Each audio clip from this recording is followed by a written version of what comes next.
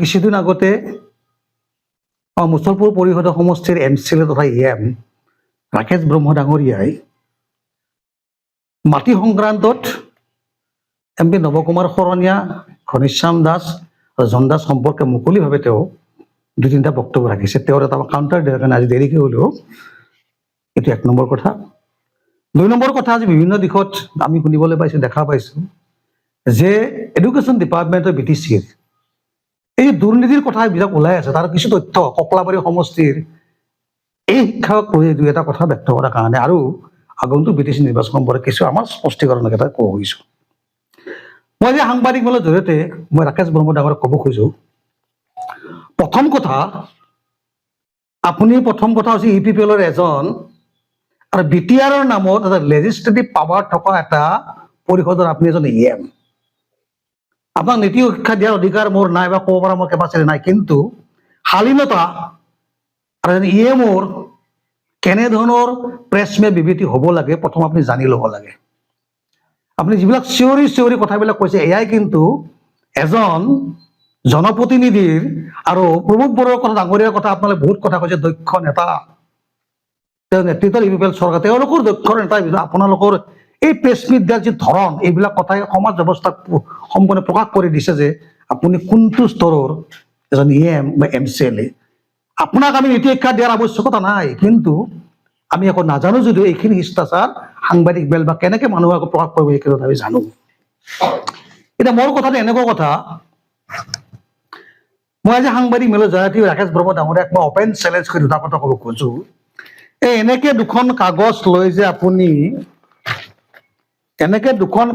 যে আপুনি কৈছে জন দেশৰ মাটি সমৰক আটা পাৰি বকি থাকে, আমাৰ চৰকাৰে কি দিয়া নাই, মাটি কি দিছে, এই কথা দাঙি দিছে।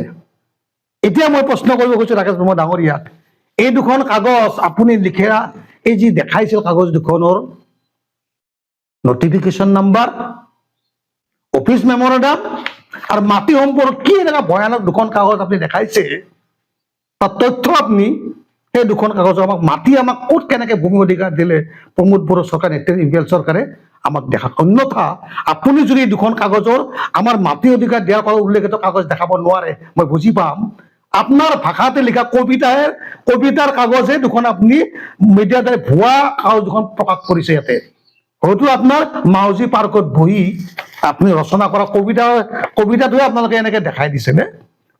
যদি প্ৰমোদ বড়ো ডাঙৰীয়াই যদি BTCত বসবাস কৰা 22 লাখ ৰাইজৰ মাটি অধিকাৰটো যদি সম্পূৰ্ণ দিছে, তাৰ এই কাগজ দুখনৰ নটিফিকেশ্যন বা অফিচ মেমৰেণ্ডাম বা চাৰ্কুলাৰখন সম্পূৰ্ণ নাম্বাৰ সহকাৰে আমাক প্ৰভাইড কৰক, আমি বুজি পাম তেতিয়া যে হয় EPPL চৰকাৰে মাটি অধিকাৰ আমাক দিছে।